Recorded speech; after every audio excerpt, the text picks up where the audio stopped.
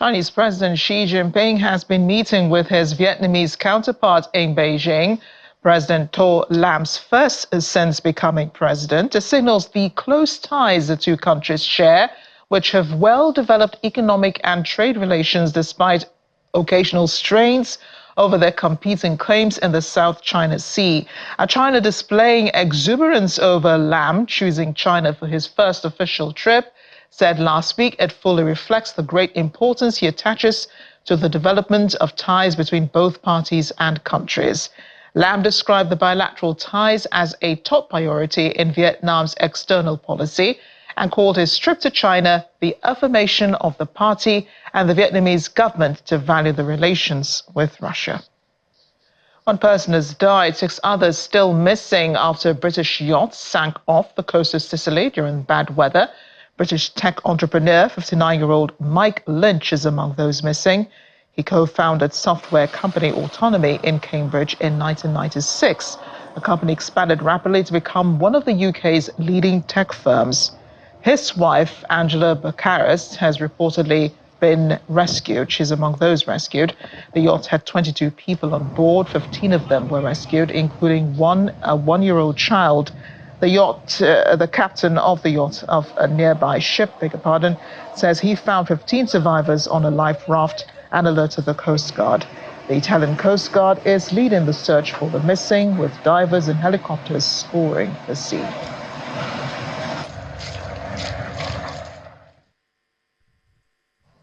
More weather reports from around the world. In Pakistan, at least 28 people have died, dozens more injured, following severe flooding caused by heavy monsoon rains.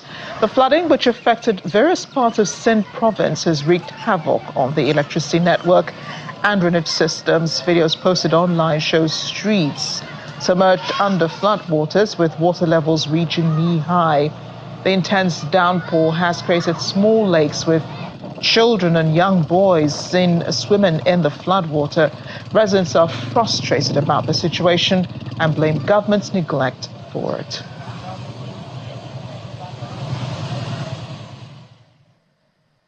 An emergency regime has been declared in Russia's Tiva Republic in South Siberia as wildfires continue to ravage the region. According to the regional emergencies ministries, the fires have consumed approximately 2,850 hectares of land. In the Tendisky district, large areas of forest land have been engulfed in flames, with thick smoke filling the air. The emergency regime is the second such declaration in the area within a month.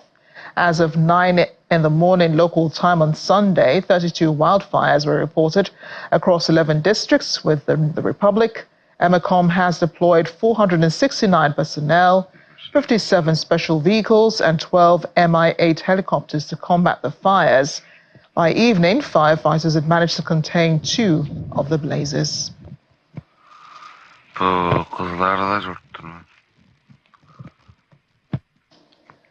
And the Southern African community says an estimated 68 million people in the region have been affected by the effect of an El Nino-induced drought and are in need of urgent food relief. Executive Secretary Elias Magosi revealed the reports to the 44th SADC summit in Harare, the Zimbabwean capital, on Sunday. He said the 68 million people formed 17% of the region's population, which is in need of humanitarian support. The drought severely ravaged the region's crops, with $5.5 billion of humanitarian appeal launched in May, seeking assistance to support the drought response. Other effects of the drought include a severe energy shortage, with countries such as Zambia, which has declared the drought a disaster, looking to imports from neighboring states to keep the economy still running. Kenya's aviation union, Workers' Aviation Union that is, has postponed for 2 weeks now a strike. It was scheduled to begin today. The union, which represents airport workers, says this is to allow for talks with government over a proposed deal to develop the country's main airport. It believes agreement with India's Andani Airport Holding to upgrade Nairobi's Jomo Kenyatta International Airport will lead to job losses and bring in non-Kenyan workers. The facility is a major African hub, and industrial action would cause significant disruption to regional air traffic and national carrier Kenya Airways. The government has denied unions' claims that the airport is for sale and says it's not decided whether to go ahead with what it describes as a public-private partnership. It said Jomo Kenyatta is stretched beyond its capacity of 7.5 million passengers a year and is in urgent need for improvements. Kenya's Airports Authority said the investment proposal includes a second runway and upgrades the passenger terminal. Journalist Cyrus Mbati explains why aviation workers oppose the deal, which has been tagged controversial. This deal has been under controversy since it came out early in the last month, because it had been shrouded in secrecy since it was kind of connived. This is a deal between the Kenya Airports Authority and an Indian firm called Adani Group, which is owned by a Canadian business in India. Since it came out after the Gen Z protest, that's when the whole deal came out. People shared documents about the $2 billion deal, which could have seen the renovation of JKIA, the East Africa's biggest airport, or rather the region's biggest airport, being renovated, being run by this private company for 30 years. And according to the workers who are the workers union who are working at the airport, they say this could have led to kind of affecting jobs of 1,000 workers working there. So they opposed the whole deal, saying they will not accept that. Since then they issued a strike notice, saying they will go on strike today on Monday, August 19th. This forced the government officials to intervene and try to call for talks between the union and the government so that they can solve the matter. And then the union officials say that they have given the government 2 weeks for these talks to go on so that they can reach to an amicable deal or agreement on the way forward. But then when you look at it, it seems that the government has decided that they have to do this deal, which is now going to complicate the whole issue, because apparently there were commitments being made between the government and the new developer who is going to run the airport. And then the union on the other side, or the workers, are saying they will not allow that. So that now creates a scenario of a standoff between the workers and the government on the other side, and the new investor who is coming in. We are now waiting to see what will happen in the next 2 weeks, because that's the period these workers have said they hope the deal is going to be reached at, because they want the whole thing to be cancelled, and they are saying that Kenya Airports Authority can sustain itself and develop the airport the way it should be, the standard it should be. The only problem they have is the corruption, which is, they are saying, rampant at the airport. We have more coming up after the break on The World Today. One of which is these retro cars at the 73rd Annual Automotive Event. It's closing in California. Participants competing for who has the best vintage car. Stay with us.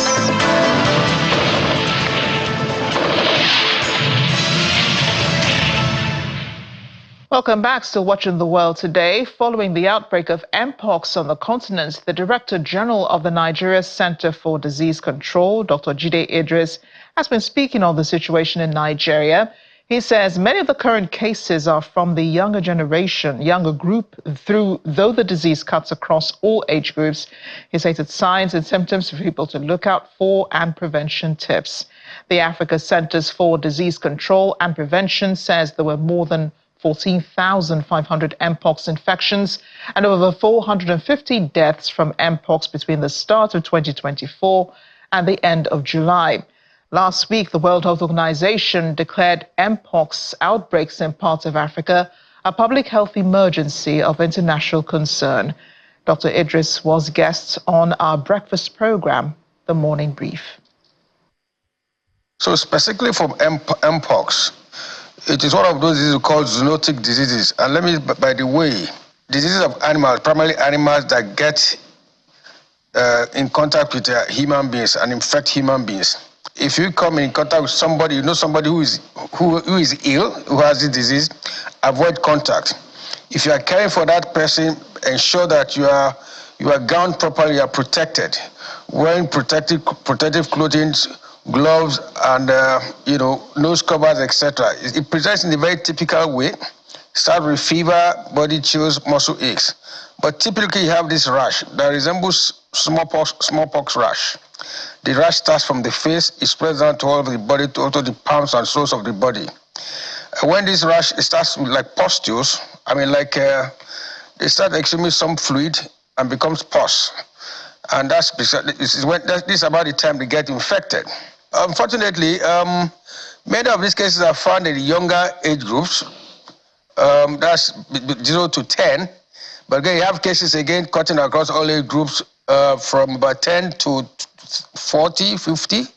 We've been in contact with activated what we call Emergency Operations Center for Mpox. We've appointed an incident manager. We've started moving around and we've talked to people at the Port Health Services. People coming now are mandated to fill these declaration forms where several questions are asked as to, related to this disease, especially from those countries where these diseases have been have occurred. So far in this country right now, we have 39 confirmed cases, and luckily for us, no deaths. We met with all the healthcare commissioners in all the states just to enlighten them again to ensure that they too establish their own emergency preparedness systems. The first international conference of the Helicobacter and Microbiota Study Group has held in Cape Town, South Africa, bringing together global leaders and experts to discuss some advancements in healthcare. Delegates were drawn from South Africa, the host, Nigeria, Congo, Zambia, Cameroon, Germany, Italy, Korea, and Libya. The conference also explored the potential involvement of the United Nations in furthering these critical discussions. Our correspondent, Innocent Samosa, reports. At the heart of the global fight against diseases related to Helicobacter and microbiota, experts and leaders convened at the first international conference of the Helicobacter and microbiota. A key moment of the conference was the handover of leadership. Dr. Stella Smith, the outgoing president of the African Helicobacter and Microbiota Study Group, shared her reflections on her tenure, highlighting both her achievements and the challenges she faced. Yes, one of the success stories, I must say, that I was able to gather the right kind of people that I've been working with over the years. So when I was asked to get my members, I was able to pick the people that I've been working with over the years. So it was a continuum that actually helped in making the group a success. And we've been able to write up recommendation guidelines and reviews of articles in different areas of Helicobacter pylori research in Africa.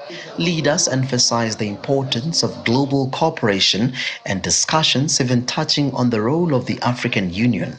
Well, the African Union has a great role to play. Other unions that we know, like the European Union and all the others, are there for their people to make sure that the economy of the continent is improved, that the health of the members of the union is improved. It is very important to understand who needs to be tested, to be treated, and where do we need to embark in screening campaigns, for instance, regions with a high risk for complications, in order to anticipate the complications by treating Helicobacter pylori. Delegates from the attending nations expressed their support for the group's mission, underscoring the need for a united approach to tackling these complex health challenges. We give the opportunity to African to organize this group. Our philosophy is not only to have income. We are very, very interesting to help the population.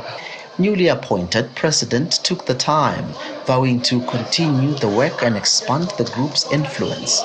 So I want to encourage us to work even more closely as collaborators, to come now with data for the continent. So in many ways, we've got a guideline that we've published, we've got another paper that we've published, and we've got one that is almost ready to be submitted. But I think we need to do more data together as a group. So that's the first thing that I really want to encourage. We've got webinars that we do every quarter or so, where we've invited experts from around the world to talk to us on H. pylori. As the conference concluded, delegates told Channels Television News that the discussions and decisions made here could shape the future of global health strategies concerning Helicobacter and microbiota. From Cape Town, South Africa, Innocent Samosa, Channels Television News.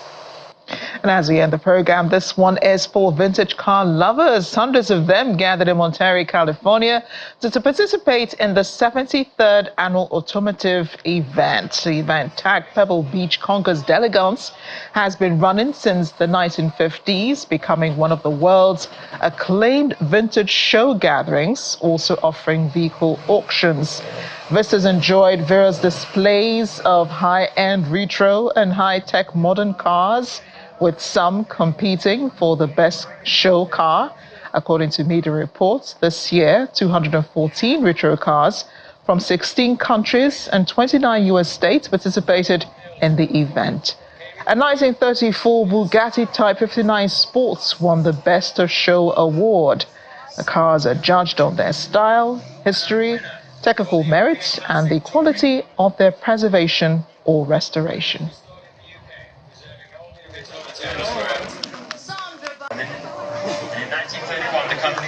It's not the new technology, it's the design for me. So much of it harkens back to, 50 or 80 years ago. And that's one of the good things about this. You can see a Stanley steamer type car and you can see a brand new BMW electric car. This is my first time here, so this is really something special. Kind of like going right to the Super Bowl, so it's fun. A vintage car lover's heaven. Thanks for watching The World Today. I'm Amarachi Vani.